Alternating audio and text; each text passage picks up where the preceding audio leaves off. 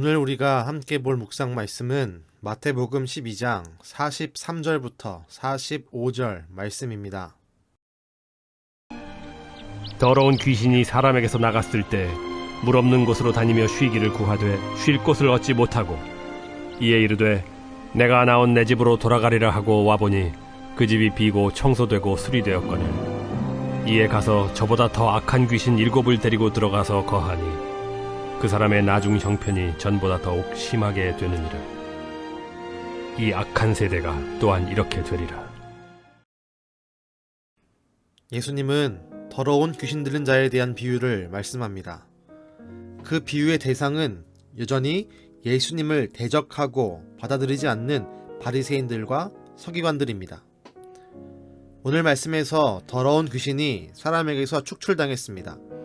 하지만 그 귀신이 다시 그 사람에게로 들어갔습니다.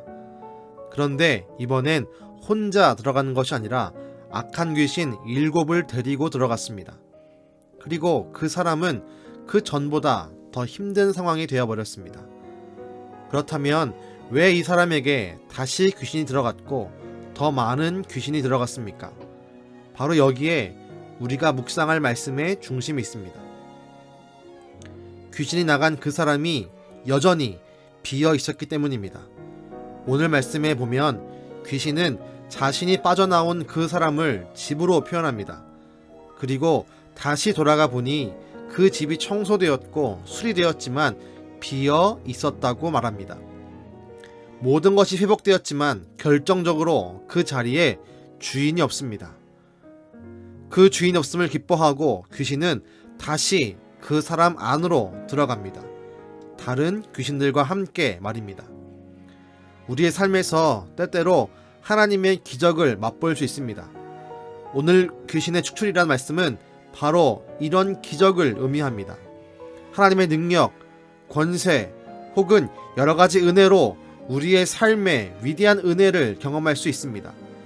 오늘 말씀처럼 귀신 들린 사람이 자유를 얻기도 합니다. 병을 앓고 있던 사람이 치료를 받기도 할 것입니다. 삶에 어려운 문제로 인해 힘들었던 사람이 하나님의 도우심으로 문제를 해결받기도 할 것입니다. 하지만 예수님은 그것이 중요한 것이 아님을 말씀하고 있습니다. 이런 기적과 은혜를 체험한 것보다 더 중요한 것은 그 사람의 주인으로 예수님을 받아들이는 것입니다. 우리 마음의 주인으로 예수님을 초청해야 하는 것입니다. 문제가 해결되었다고 끝이 아닙니다. 문제가 해결되었다면 그 문제를 해결하신 예수님을 주인으로 모셔야 합니다. 그렇지 않으면 그 비어있는 자리에 더 큰 문제가 자리하게 됩니다. 오늘 말씀처럼 나갔던 귀신이 7 귀신을 데리고 들어옵니다. 해결되었던 문제가 이후에 더 큰 문제로 눈처럼 불어나 닥쳐오는 것입니다. 내 삶의 자리에, 마음의 자리에 예수님을 주인으로 모신다는 것은 주님과 새로운 관계를 맺는다는 것을 말합니다. 에베소서는 성부 하나님과 우리와의 관계를 아버지와 자녀의 관계로 못 박습니다. 요한복음에서는 예수님과 우리와의 관계를 친구라고 표현합니다. 요한복음에서는 성령님을 우리의 보혜사, 곧 우리와 함께 있는 분이자 변론해 주시는 분이라고 정의합니다. 이는 삼위일체 하나님과 새로운 관계가 되었음을 말합니다. 우리가 예수님을 믿는다는 것은 예수님을 믿음으로 성부 하나님과 성령 하나님, 성자 예수님과 새로운 관계를 맺는 것입니다. 그리고 가장 중요한 것은 이 삼위일체 하나님을 우리의 주인으로 모시는 것입니다. 주인에겐 책임이 있습니다. 자신의 집을 지킬 책임입니다. 누군가 침범에 들어오지 않도록 막는 책임이 있습니다. 누군가가 자신에게 속해 있는 사람들을 해치거나 어렵게 할 때 방패가 되어주어야 하는 책임이 있습니다. 예수님은 지금 우리에게 말씀하는 것입니다. 우리의 주인이 되어서 우리의 삶을 책임지시겠다라고 말입니다. 사탄의 권세가 틈타지 못하게 막으실 것임을 약속합니다. 그 어떤 침범도 허용치 않을 것임을 약속하시는 것입니다. 예수님을 통해 삼위일체 하나님이 우리의 주인 된다는 것은 우리가 그분의 보호 아래에서 평안함을 누린다는 뜻입니다. 우리의 마음이 비어 있습니까? 그렇다면 우리의 마음에 들어오기 원하시는 삼위일체 하나님을 주인으로 모셔야 합니다. 그로 인해 우리의 영혼을, 삶을, 인생을 보호받아야 합니다. 혹시 여전히 우리의 인생의 주인이 나입니까?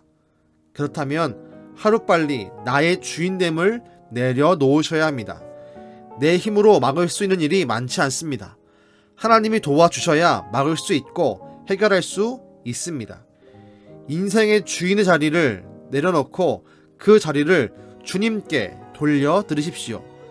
하나님이 주인 되었을 때 경험하는 위대한 평안을 누리게 될 것입니다.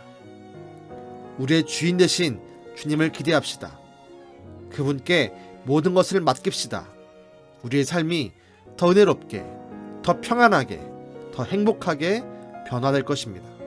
기도하겠습니다.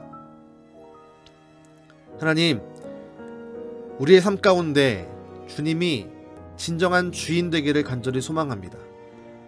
우리의 마음이 비어 있다면 속히 들어오셔서 우리의 삶의 주인 되어 주심으로 우리를 보호하여 주시옵소서. 주님, 내 인생의 주인이 나이라면 이 시간 그 나의 주인됨을 내려놓겠습니다. 주님, 우리의 인생의 주인 되어 주셔서 하나님의 역사가, 주의 도와주심이, 주의 보호하심이 우리의 삶에 넘치게 하여 주시옵소서. 오늘도 우리의 마음을 두드리시고 우리와 함께하길 원하시는 예수님의 이름으로 기도드렸습니다. 아멘.